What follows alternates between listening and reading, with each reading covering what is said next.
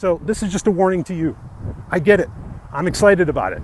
And there's genuine use cases, convenience, and features that aren't so much of a problem, right? Gift cards, concert tickets, whatever else, okay, that you would like to have baked into your fancy schmancy wallet app. Me too. But let's stop it at that. Because anything more, and you start opening yourself up to a world of hurt. Power on. Real-time Sovryn is go.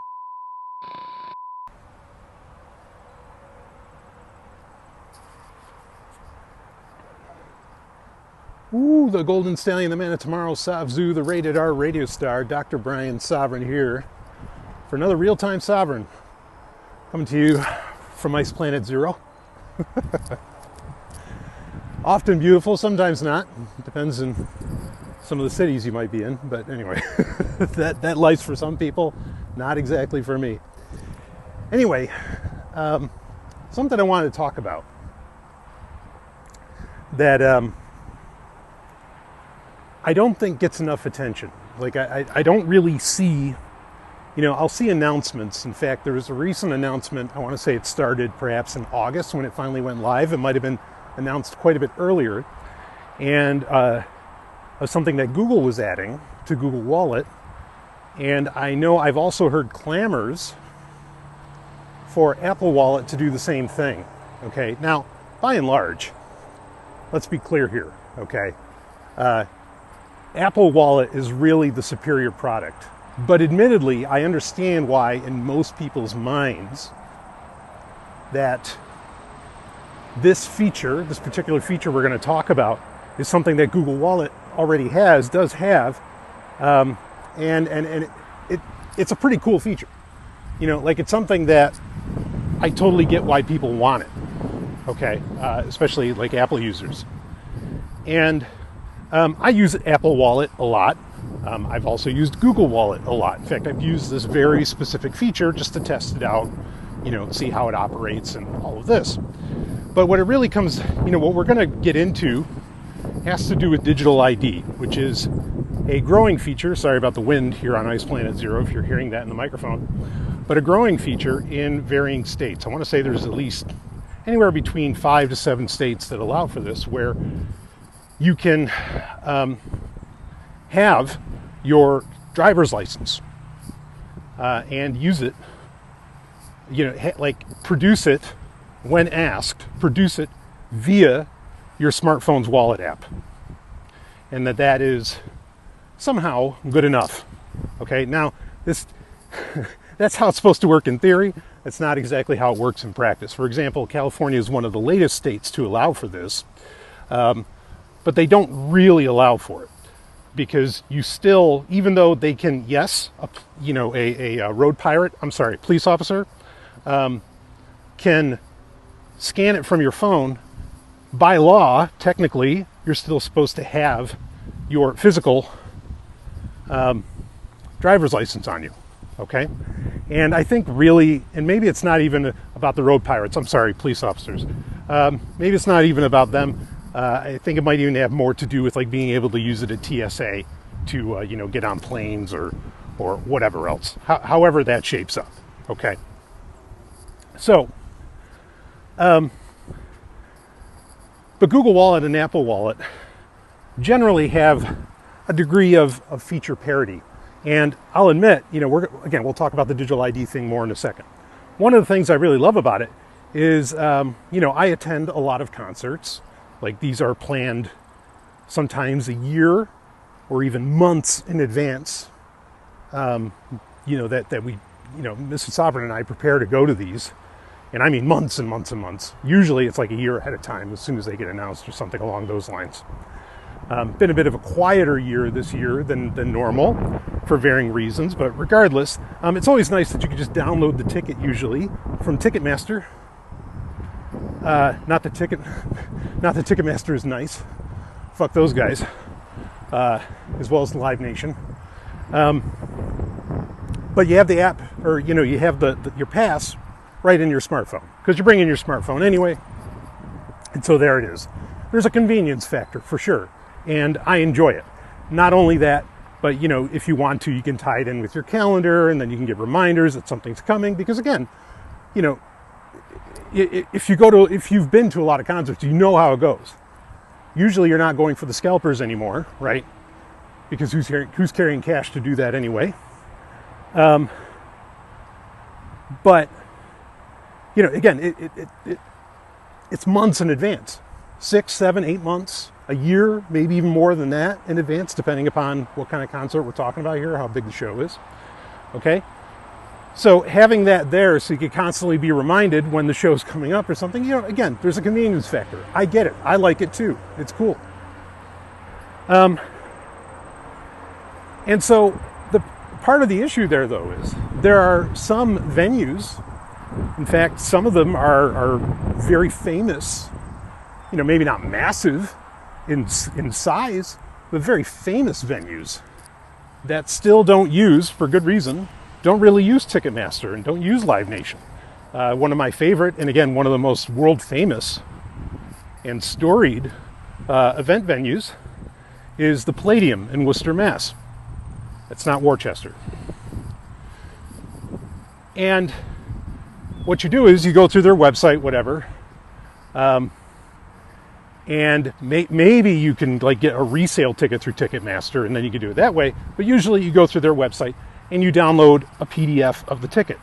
Now, what Google introduced in August was the ability to, in Google Wallet, instead of needing, because of the PDF, you can't just put the PDF like an Apple Wallet, what the Palladium does in some of these other more independent, albeit, again, storied and very famous venues.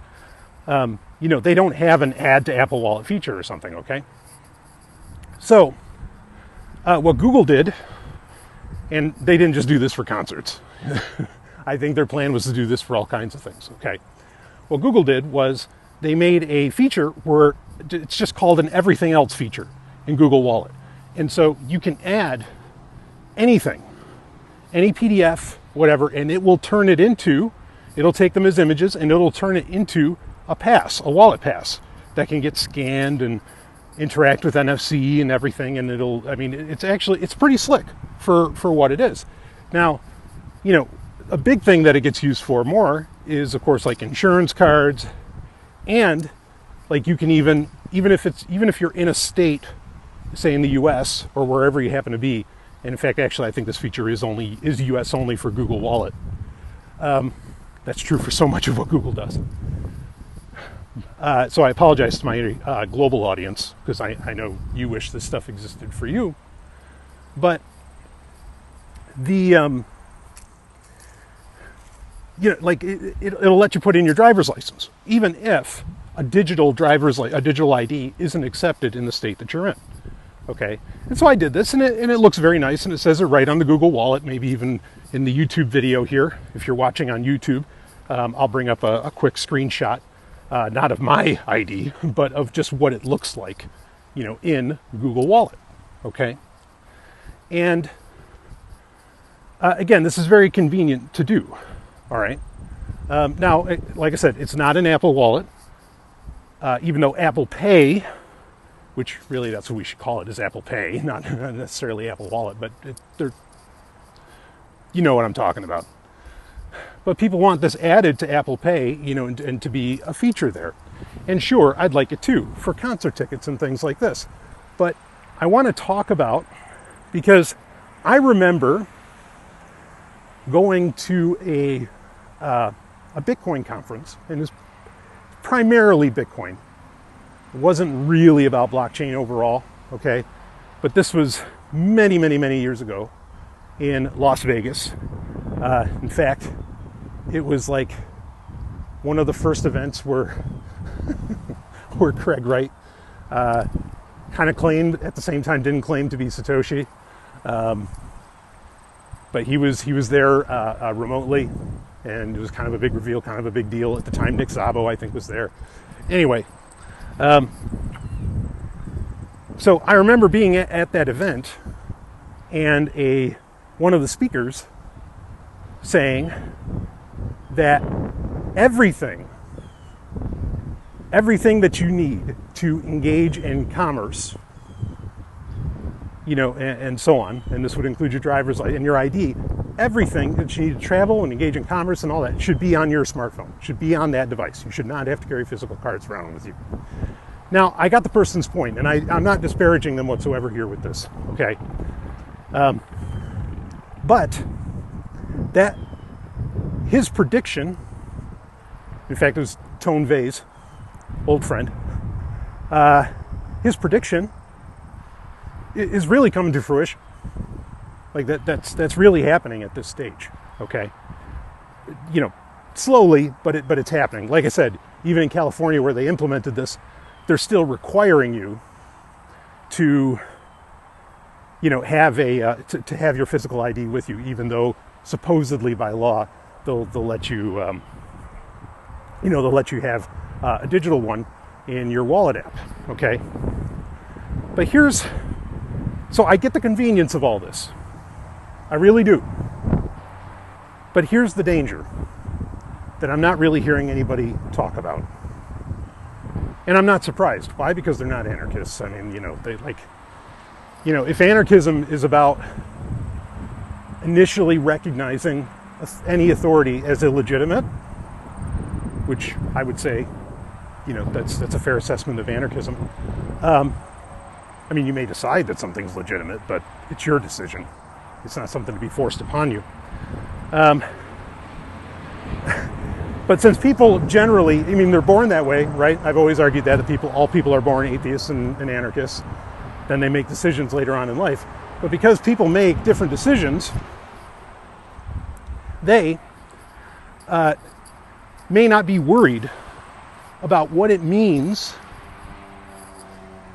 to produce your ID after, say, getting pulled over by,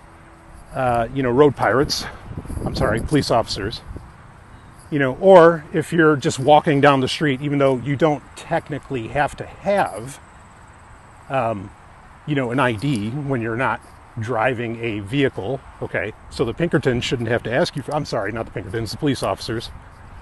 Pardon me, wouldn't want to confuse them with people that are hired guns and that gun people down, willy-nilly for the oligarchy. But, excuse me, that was a bad one. But you handing over your smartphone to produce your ID and having to unlock your phone to produce your ID becomes a very real legal gray area. Now, I don't give a rat's shit about laws. Okay, I just don't. But the fact is, there are people above me who think that they have some kind of right to enforce these things on me. So, I don't really want to even give them the opportunity to think that they can engage in their invasive, atrocious ways. So here's the deal. Now, we know, again, fuck laws, but let's talk about the conventional system that we exist under. Was it Riley versus California? In Riley versus California, it was made very clear by the Supreme Court that a warrant is needed to unlock your smartphone. Now, this has caveats, okay? The caveats are two, or at least two. There's more than that for sure, but there's at least two. One is this doesn't apply to biometric security. So basically, and this has to do with another court case, of course, but basically, if you're asked to, well, you don't even have to really be asked, but if you're asked to unlock your phone with your, your Face ID, or with Touch ID, with your fingerprint, whatever phone you happen to be, type of phone you happen to be using, if you do that, that's not the same as the warrant requesting that, give us your passcode. Okay, so that's that's not testimonial evidence. Biometrics are not testimonial evidence, so they're not protected by the Fifth Amendment and whatever else. Okay? So you have that problem. And easy enough to solve, even with iOS, you can turn off biometrics, right? And you can force it, you can either temporarily force it to require the passcode, through a certain button press, in a pinch, or you can just go into settings and turn off biometrics entirely, okay? And I think you can do this in iOS, but I know for sure you can do this in Android. In Android, you can actually set it to where or at least on Pixel phones anyway, you can set it to where, don't use biometrics to unlock the phone, but you can use biometrics on apps within the phone. That's a little bit better, right? Because the idea is we don't want to unlock our phone, and we don't want to hand over an unlocked phone. Okay, so and we're going to expand a little bit more on that in just a second. Okay, now the second problem that we run into while handing a police officer a smartphone, an unlocked smartphone, to show off your digital ID, okay, while technically they need a warrant to access everything on it. Again, this turns into a very legal gray area where you're kind of giving them, and you'd have to fight all this in court, so why even start the fight? But you'd have to fight with them in court over, like, wait a minute, because if they do find something, because I get it, most people are like, well, I don't have anything crazy to hide on my phone, or I have my Signal app hid, I have all these apps hidden so they can't find them, right? That's a new feature in iOS 18. Android can do similar depending upon what apps you have installed, okay?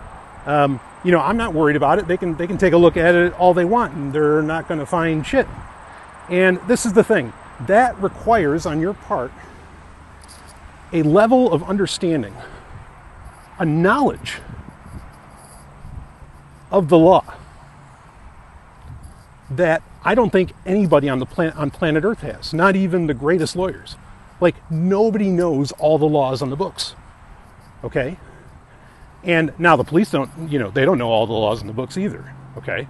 I'm not saying they're morons. Of course, I'm not disagreeing with that either. But they don't know all the laws in the books. But they probably know more than you. And they probably know some weird ones, too, that they've had to use here and there, against decent people. And that's the thing, is that you might think that you didn't do anything illegal, but then you don't know what's actually illegal.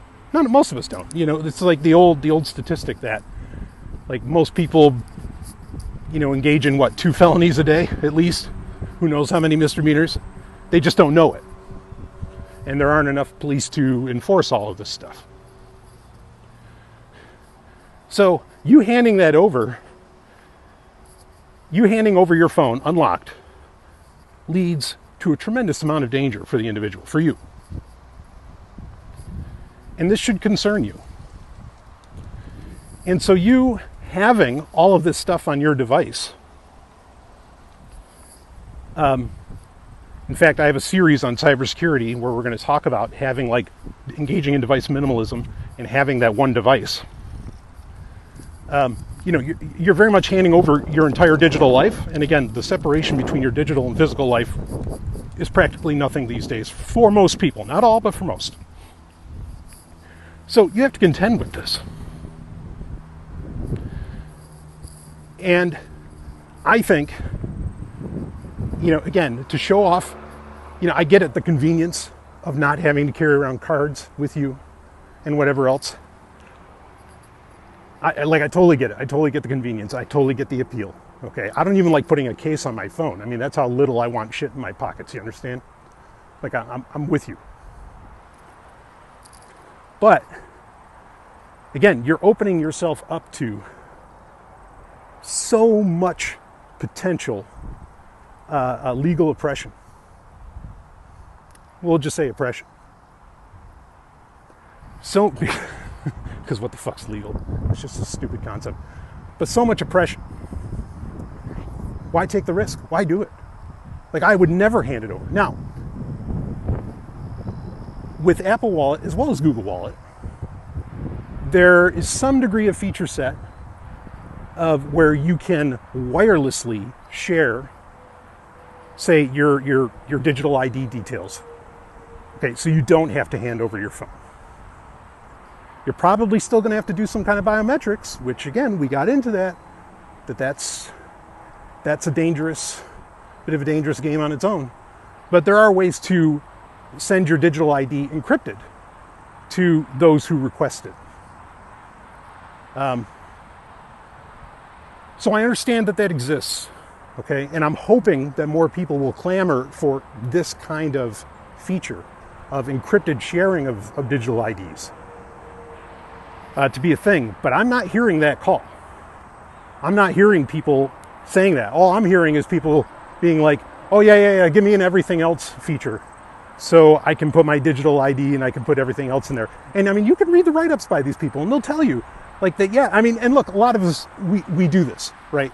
Where we already have, I mean, it's nice to have it baked into a wallet app, but we already have all these things, you know, screenshots taken of them, or not screenshots, but, you know, pictures taken of our insurance cards or even of our, you know, our license plates, our licenses, again, our driver's licenses, our passports, maybe even, you know, just because some, you know, if you're trying to go through some banking app or, you know, some other, you know, egregious, some other useful app,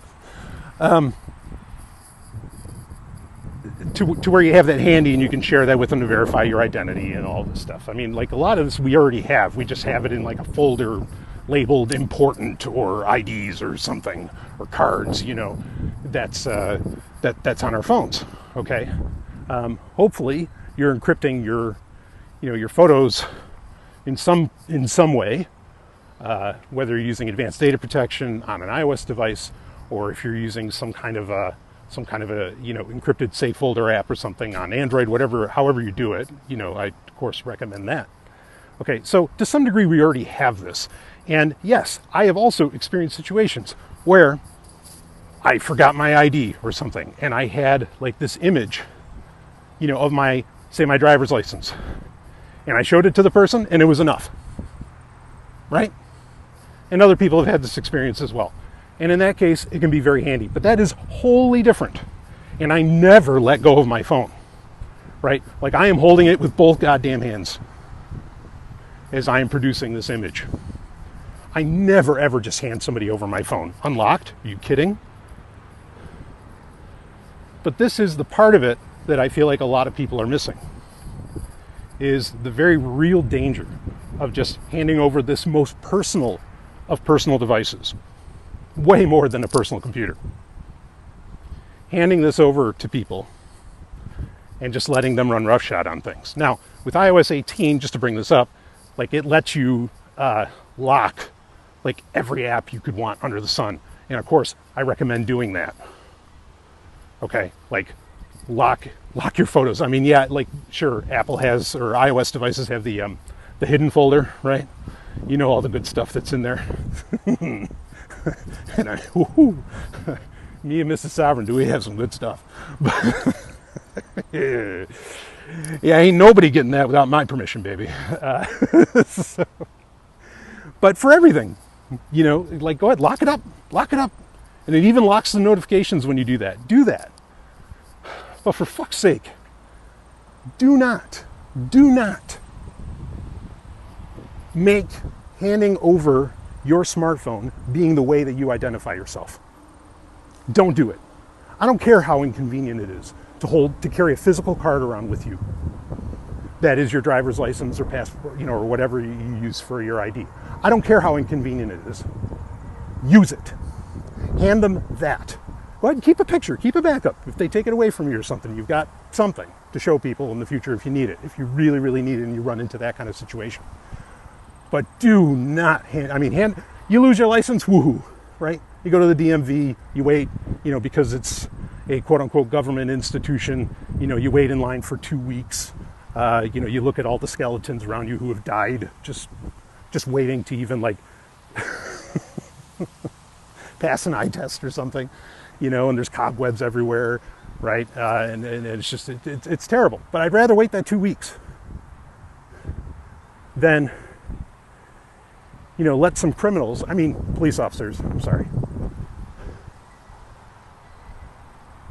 get access to my, you know, again, my smartphone, my most personal devices. Not a chance. So this is just a warning to you. I get it. I'm excited about it. And there's genuine use cases, convenience, and features that aren't so much of a problem, right? Gift cards, concert tickets, whatever else, okay, that you would like to have baked into your fancy schmancy wallet app. Me too.